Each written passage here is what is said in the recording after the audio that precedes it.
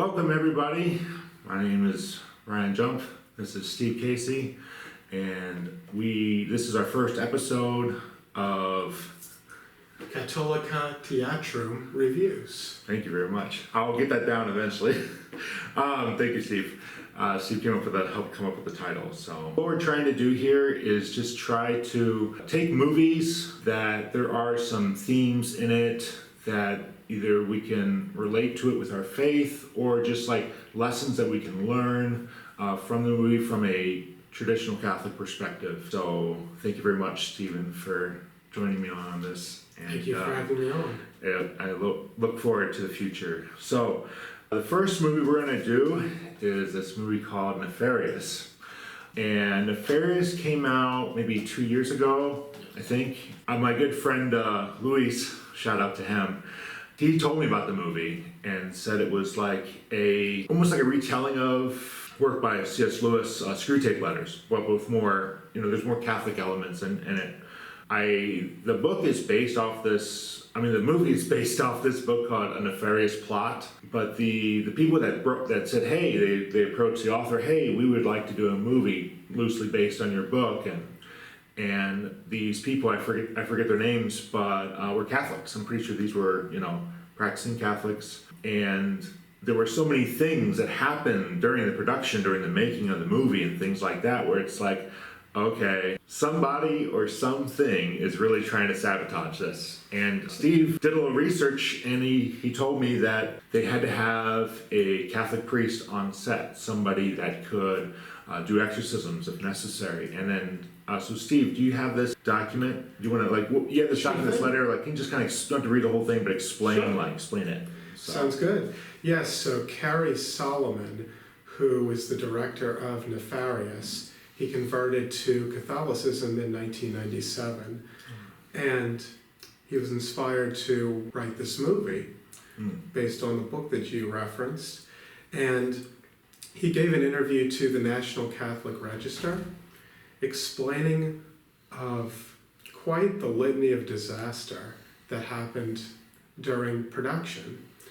And he explained that nothing was working, everything electrical was failing, there were equipment failures, car crashes, so many numerous accidents of sorts, immoral business practices used against them, every possible problem you could imagine. And the Solomon added, and this is all before the demonic physical manifestations. So consequently, the production requested that a Catholic priest be on set full time, and I believe he also would say mass on set for the actors and such. No. As well as what Solomon described as a ministry team. And so Solomon related in the interview how there was even an exorcism performed in a room where the crew was shooting. That the light was just flickering on and off, the cameras were digitally corrupted, the sound machine just died. Wow. So many unexplainable happenings. And all of these manifestations would cease when the priest commanded what was there. Bow now and before the holy and terrible name of Jesus, before concluding the prayers of exorcism. So very eye-opening. It certainly seems the devil did not want this to be produced. Right. And Steve and I are members of the Holy Name Society. Yes. It's just the power of the name, but also the respect that even demons have to submit to. And there it is right there. So if you try to read like a review of this movie from Esquire or, whatever movie company, IGN or whatever it is, you will hear probably like negative reviews like, oh, this movie's too preachy, or oh, this movie just doesn't make sense. If you read like a review given by I know there's on YouTube, there's some reviews by certain priests, and they'll laud it. So that's what we're just trying to just talk about it, just to create awareness of this movie. And if you get one of those movies, it is rated R, not really for language, little violence, that's it. But you make your own judgment. Maybe watch it yourselves before you let little Tommy 10-year-old, watch it or something like that. So, anyways, this movie stars Sean Patrick Flanery and Jordan Belfi, or Belfi. Sean Patrick Flanery was in, he's been in a couple things. I think Boondock Saints. Jordan Belfi, he's been in like a lot of small stuff, but he does a great job as the kind of psychologist, psychiatrist.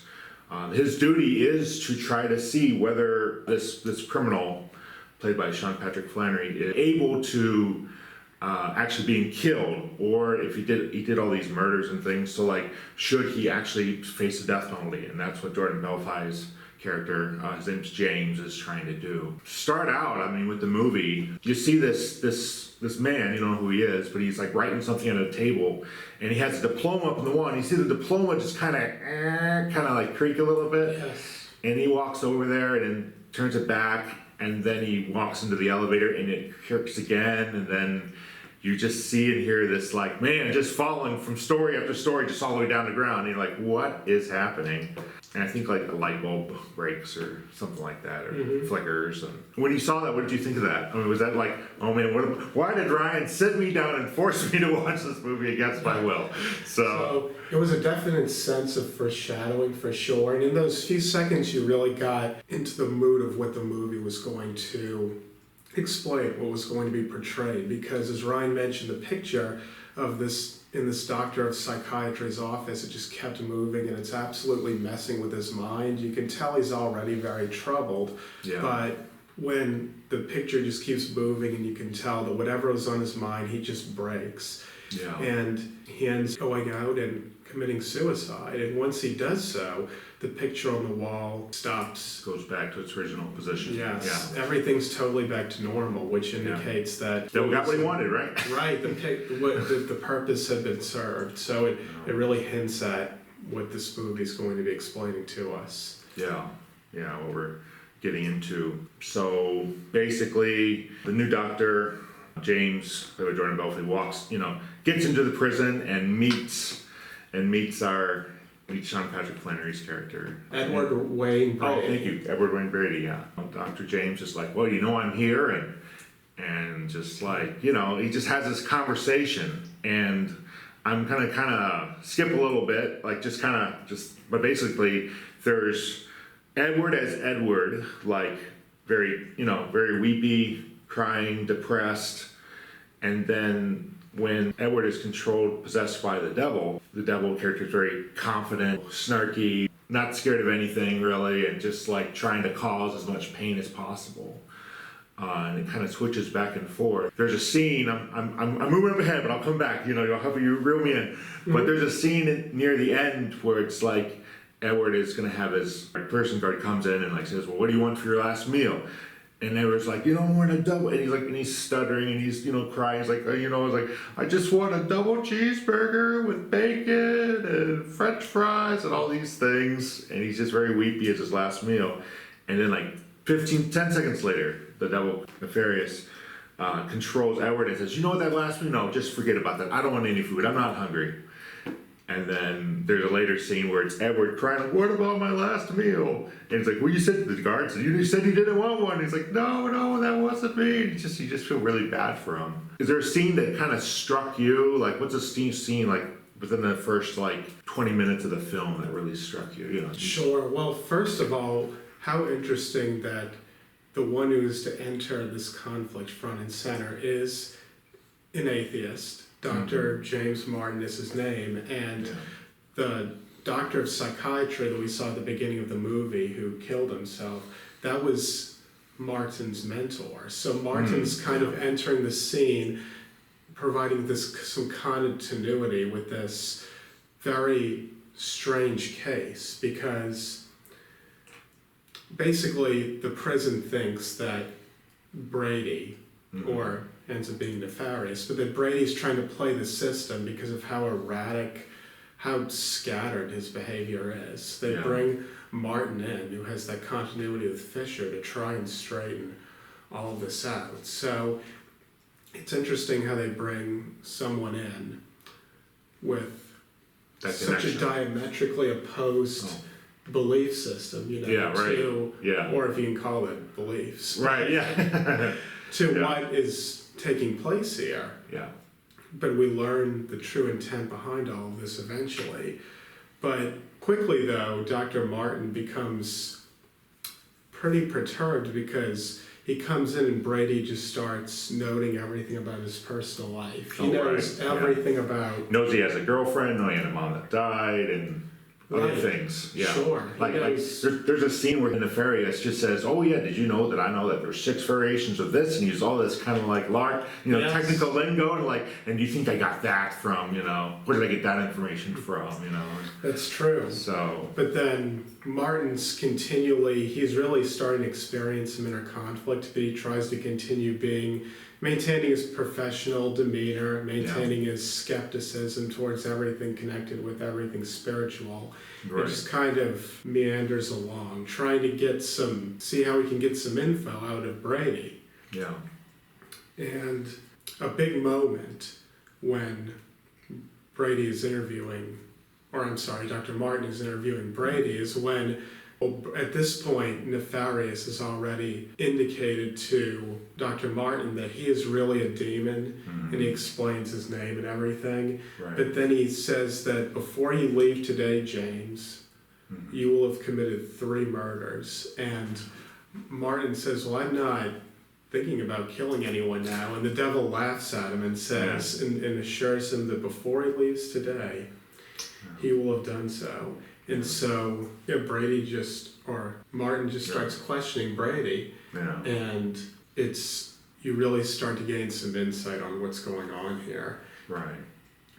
So he asks Brady, for example, if he committed those murders. And Nefarious answers that I have committed innumerable murders. Right. Brady really hasn't committed any, but I make him do them. Most of this movie is shot in just like one room. I mean, like probably 70-80% of it. But do you feel like it still captured your attention, even though, there weren't here we are doing a podcast, people looking at us, and we're not really like going in and out of rooms or anything, but hopefully, Right. But you can still find entertainment out of that.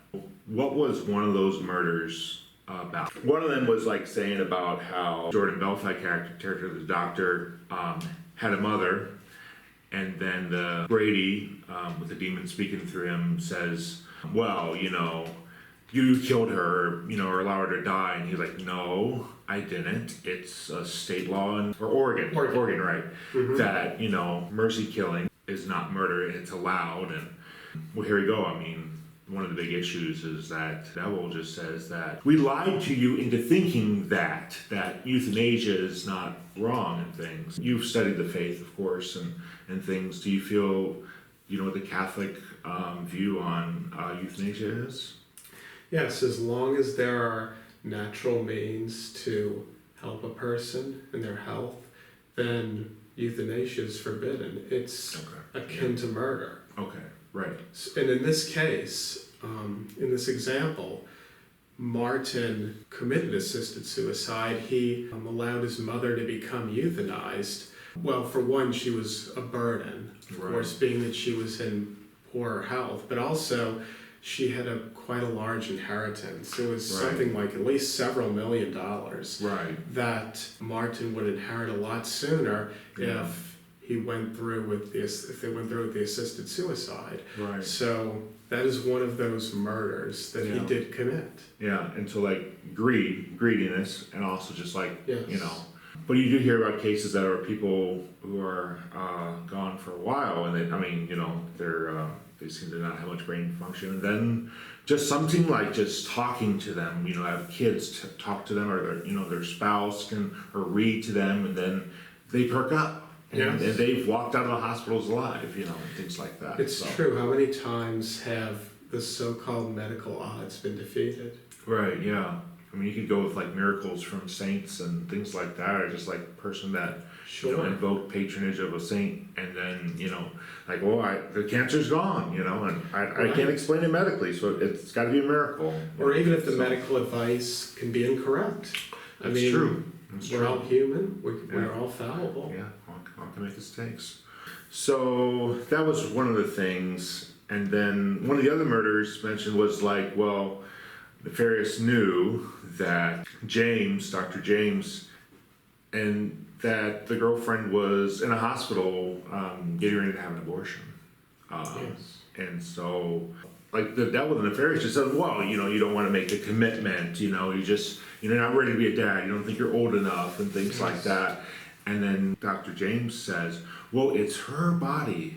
She can do with it what she wants, And then again, the devil laughs because that is the lie that's being perpetuated. If the life of a mother was in such danger that a operation would need to be performed, and if by means of the operation it could occur that accidentally, like not as a direct result of the procedure, but in like the accidentals of the procedure, that the baby could die from it, in that case only the procedure would be allowed, but it's not really considered an abortion. It's more like the accidental occurrence of what happens if the procedure is done. Although the mother does not have to go through with that procedure, and there are many heroic cases like Gianna Malla, who refused to do that. Oh, yeah. And she ended up giving birth to a healthy baby girl, but then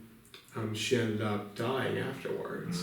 So it's kind of a very delicate topic. In that case, it would be allowed, but otherwise, anything related to abortion would be absolutely murder. Right. There's another movie that maybe we can talk about later, maybe Unplanned. I'm not sure if you've seen that, but that also kind of talks about the Planned Parenthood in as well. Just I'm thinking like, well, who gave you that body? Right. God did, right? So, it's basically, you have the pro-choice community, who a lot of them I don't think even believe in God, or believe that God, that every gift of life is a gift from God. If they just feel like man is God, well then if man is God, man is God, then man does, do what thou wilt, and that will be the whole of the law, right? Which Nefarious mentions, so go ahead. One can be greatly deceived if they allow themselves to be, and that's kind of a theme of this movie as well. There's an interesting subtopic that's brought up with the case of this abortion, because, as Ryan mentioned, when Nefarious brings up the abortion, and Martin tries to kind of weasel his way out of responsibility for that, Nefarious points out she's doing that to please you, even though you're about to leave her. Yeah, right. And so that's kind of the context of what's going on here. And Martin says that, well, I'm 35, I'm not ready to have a child. And Nefarious laughs at him as, given how unsound such a position as that is. But it's interesting because it's kind of paired with when Martin can interview Edward for a very brief time. The devil allows him to interview Edward very briefly, and Martin asks him what his childhood was like, and Edward says brief, obviously referring to the loss of innocence at such a young age. Right. But we have with this abortion example, at the same time, what society falls into, an exaggerated, prolonged adolescence, to where we're never willing to take on any responsibilities. Under the guise of wisdom, we kind of throw off any responsibilities. We convince ourselves that it wouldn't be prudent or wouldn't be wise to accept these responsibilities, no matter when. I mean, people point to all kinds kids of forever, reasons. Right, they're never old enough, apparently. They never can make enough money. All of these kinds of considerations. But in reality, as we see, Martin is a perfectly established career. In many ways, he's a very swimming with money individual, in a certain sense. But it just goes to show that, and it's such a problem today in society, because a man is fulfilled when he embraces responsibility, as our Lord did when he accepted the cross. And obviously, when we embrace responsibilities, we're always going to have these crosses.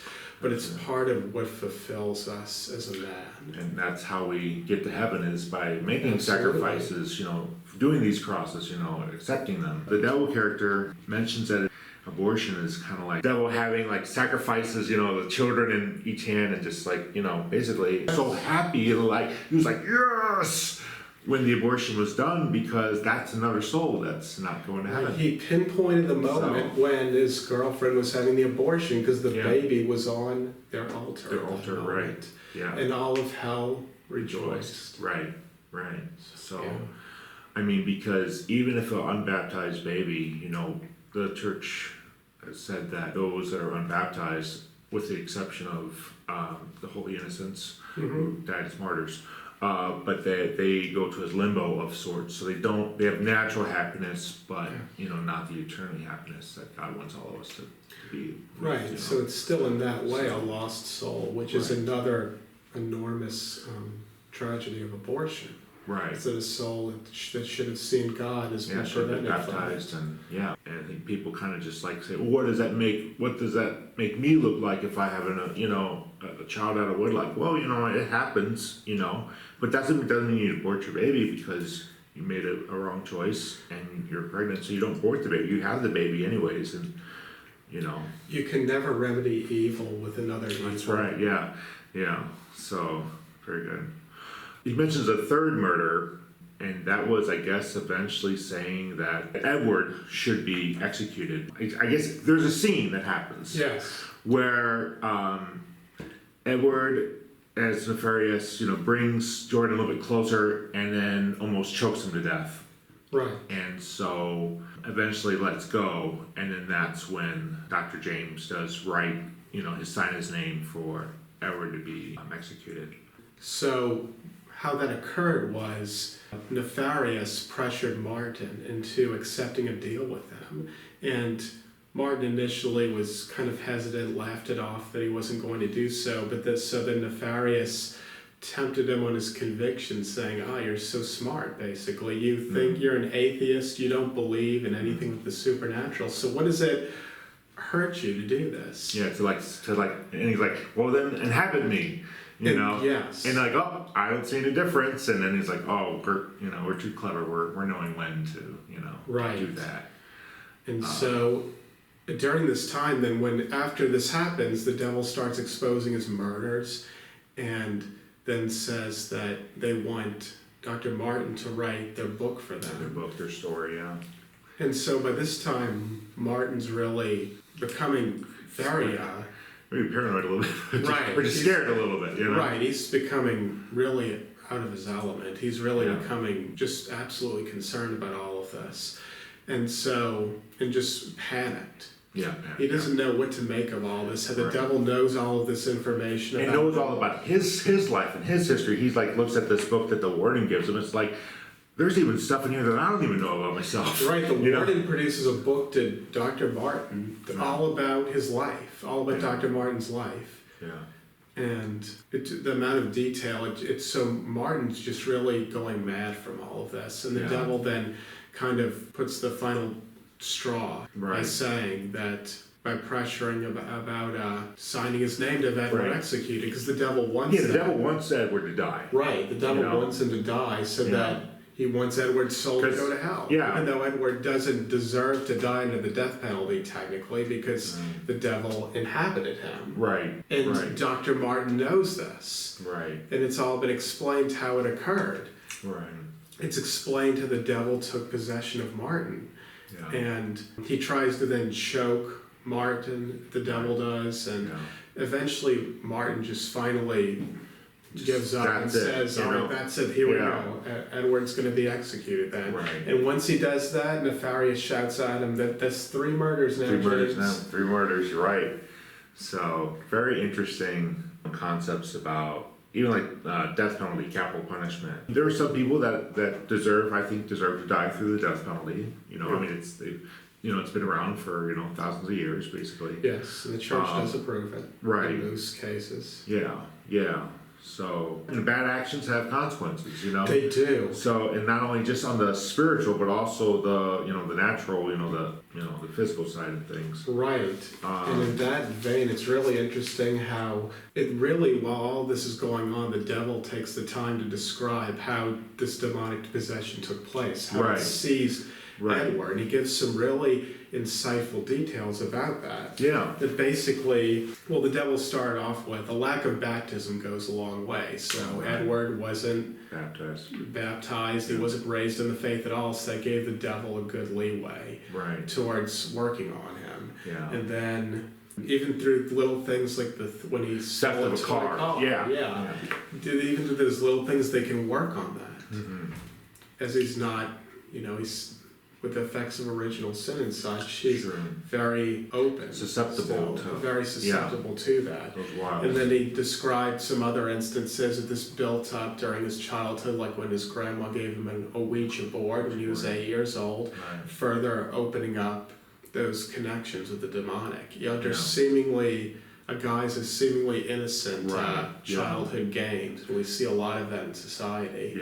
Which these toys or games or events geared towards children or literature can really open up the demonic and poison you. And under the guise of it's just childhood fun or it's magic or something. Right. And so then as the devil explained as they were working through that, soon enough they coaxed Edward to saying certain yeses, basically to give in to certain temptations. And eventually they took possession of him. And for a brief time, when the devil allows Martin to speak with Edward as a result of Martin having accepted this deal with Nefarious, Edward he's under siege. I mean, he's just so struggling to say a single word.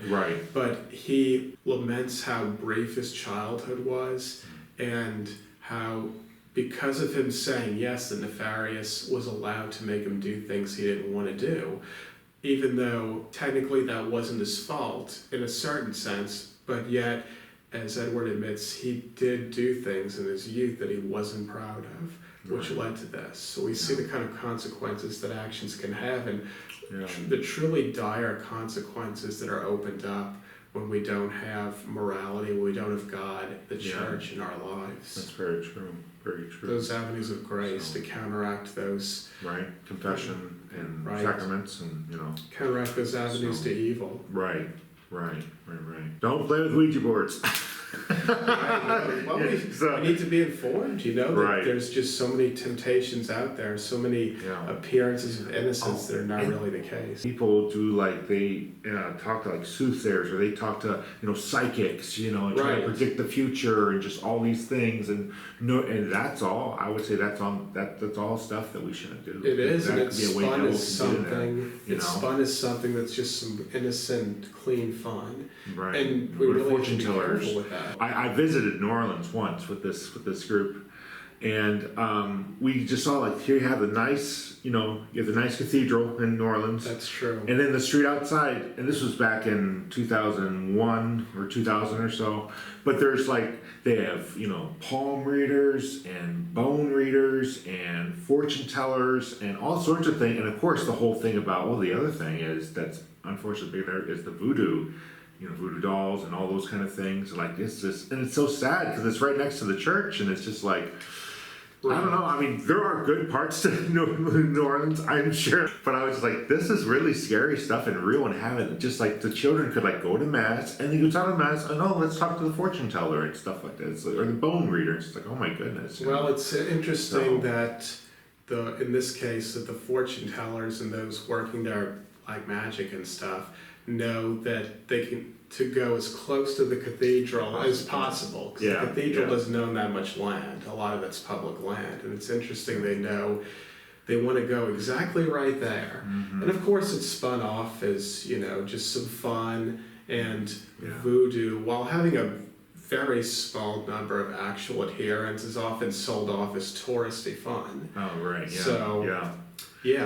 Again, it's innocent things that's not so innocent we're having a party and joy and being spooky and everything, but there in certain ways they can really open you up. And people, and I don't know what you think about this, but you hear about those ghost hunters and try to find, like, go into, like, weird, creepy houses, and they're trying to make contact with the dead, with ghosts, with spirits, and maybe even devils, and they don't even know it. Well, it's very much a part of our culture. That kind of thing really excites us. And it's true why that kind of thing would excite us in a sense, because we are spiritual beings. We do have an attraction towards things that are spiritual. Yeah. Absolutely, body and soul. But then our fascination of it has become very twisted to where it's very much the rage. It's the market even. Every bed and breakfast has a ghost story. Oh yeah, paranormal and all that. Right. Yeah.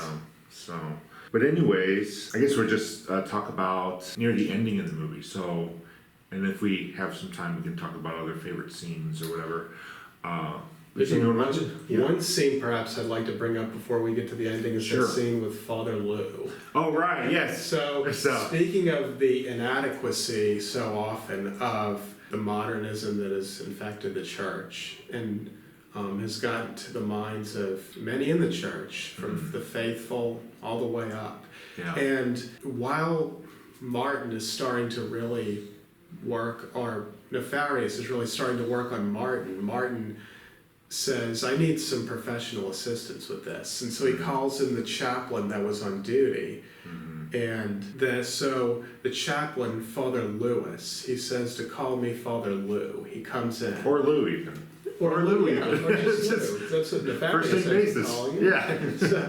So Father Lou comes in, and he's wearing this multicolored stole, something right out of the 1960s. Right. Which is probably, he's kind of an older priest, so you can tell he was probably part of that 1960s generation in the church that saw, all of the modernism coming in. Right. And Father Lou sees Brady, or in this case, really Nefarious, and he assures really Nefarious that it's simply a case of insanity, that the reason for him believing he's a demon is that movies and TV have filled everyone's minds with images that are metaphorical, actually. Yeah. So it's all metaphorical, and Father Lou said he's here to put Brady's mind at ease. That much of what bothers him are just fears and disordered thoughts. Yeah. And so Brady, really Nefarious, asks, so you're not going to exercising or whatever. Yeah. And Father Lou says our understanding has evolved. Has evolved beyond that. And so he takes leave and says, God bless you. And Brady, really Nefarious, says, are you available until the sizzle? At the sizzle, Lou, will you be there? And Father Lou just leaves. That's all, basically. And so Martin, for a little while, says, okay, so it looks like everything's fine. He goes back to Nefarious and says, so we've agreed that you're not demonically possessed. And Nefarious said, do you really think that poser would tell you the truth? Right, yeah, that he was even scared of that poser, Right. So, in a lot of these movies, not all of them, but a number of the newer ones, there was one that came out last year, it was The Pope's Exorcist or something, and it was supposed to use, and I forget who acted, some big name actor on it, but it was just time and time again, they show what they think the Hollywood, exorcism actually is like people with heads spinning and, just doing weird things and whatever. And I think this movie brings a lot of realism. Yes, it does. And so it kind of grounds it a little bit. And I think that it could make it even, technically this movie is a horror movie, but it definitely, it's real. It's more real. It's just, it's not silly. It's not predictable. There's a lot of good stuff in there. It explains what's really going on in society that we don't see. We're not informed of. We don't believe it. We've really never even been taught it a lot of the time. Yeah. And it gives tremendous insight into what the devil's plan really is. Yeah. We want to talk about the ending. Basically, he's getting the electric chair because that's what the devil wants. That's what Nefarious wants, not a lethal injection. They're in a state where that people can do the chair, but it's no one ever does a chair except for, this guy. Because the devil wants the most pain, inflict the most pain possible on whatever it is he can. He's executed, and Dr. James is in like the room watching it happen or whatever like that. And then after it happens, this crazy scene happens where he feels like Nefarious is talking to him. Yes. And he's sitting next to a police officer, security guard, somebody, grabs his gun, and he's holding a gun underneath his jaw, his chin or whatever.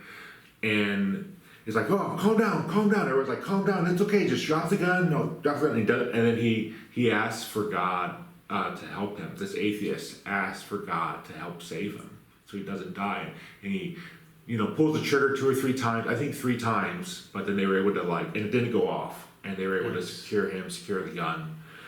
And then you see him on the show of Glenn Beck's show. It's interesting, they brought him here. Glenn Beck's pretty conservative, right? Yes. Yeah. I know that was a lot of things that the, I don't know, the worldly reviews says, and they put Glenn Beck in this movie? And like, Glenn Beck asks him, so tell us your story, and he does, and then it was like saying, so you're not an atheist anymore, and he's like, no, I'm not an atheist, but he's not sure what he is, what Jordan Belfield's character, not sure what he would call himself, like not quite an agnostic, but just kind of like more of an open-ish agnostic, like he's just open to the truth, because he can't explain why he didn't die, other than saying that God or a miracle. Right, but he can't quite get those words out. Right. He can't quite wrap himself around that. Which is kind of good. I'm glad they went through that, because maybe that's like more realistic. And one's like, oh, instantaneous, not an atheist now, full-fledged traditional Catholic, in one day, And it also opens the door for a sequel. It does, yeah, because he's getting out. He's leaving the Glenn Beck's program, and there's this woman digging around in the trash can, and then he gives her $20. Give her $20. Here, take this, you might need it, And then she takes it, and then she says, "Hello, James," or something, and then you see her eyes, and then the screen cuts to black. There's credits, and you hear the maniacal laughter of Nefarious and stuff. So. Yeah. So yes, you're right. They are working on a sequel. Not sure of any details, but it would be interesting to see where they go with it. And sometimes sequels have that thing of not being as good as the original. So, but hopefully they can pull it off. Well, I can tell you from what I'm reading that they're having some difficulties with this sequel as well. Oh, are they really? Okay. So. Oh boy. You can go a few different ways with this sequel. It'll be very interesting. Hopefully they're able to make the movie and everything, because I'm sure someone down there doesn't want that made. Right. Just like this one. It's really interesting because they left it wide open. Could Martin finally, with the second encounter, perhaps accept the whole truth? Right. Accept the realization of God in his life? Yeah. Or could the lack of conviction after that first great grace he received by God helping him, that the trigger didn't go off? It's really interesting where this can go. Yeah. Would you recommend this movie, and if so, to who? Yes, I would recommend to really adults, of course. There are some, it deals with demonic possession, and it has some very violent scenes in it. But for those who realize that that's the case and really want to know really what the devil's plan is. It's like, the good angels, bad angels, the demons, how they rebel, and Jordan Belfort was like, boy, that wasn't a really smart plan. Like, somebody, why would you try to rebel against your creator? You know you're going to lose, right? So it speaks to how much we can be blinded by being entrenched in sin, by not accepting grace. So it's a very captivating film, and I would absolutely recommend. Thank you. Yeah, I kind of gave a recommendation earlier, but yes, I concur with Stephen. No movie is perfect, but movie watching can be an addiction, right? In a way, you got to kind of pick and choose, it's better, it's better well, I could watch this movie, or I could pray my rosary. Well, I would pray your rosary, and if you get a little time. You don't have to watch this movie. You can just listen to us talk about it. But if you want to, there's a lot of teaching things in there. A lot of things, even things we didn't mention, that are in there. So sure, kind of touched on the basics, but the cinema does have an amazing power, which is why we're starting this endeavor. Yeah. So we hope that by doing so, that from watching movies that can be very informative, very useful to us, that our listeners can gain great insight. That's true. Yep, absolutely. Absolutely. Well, thank you for watching our first episode of this new podcast adventure. Steve, thank you very much. Thank you so It's much, wonderful. Ryan. And we'll see you in the next one. God bless. Bye.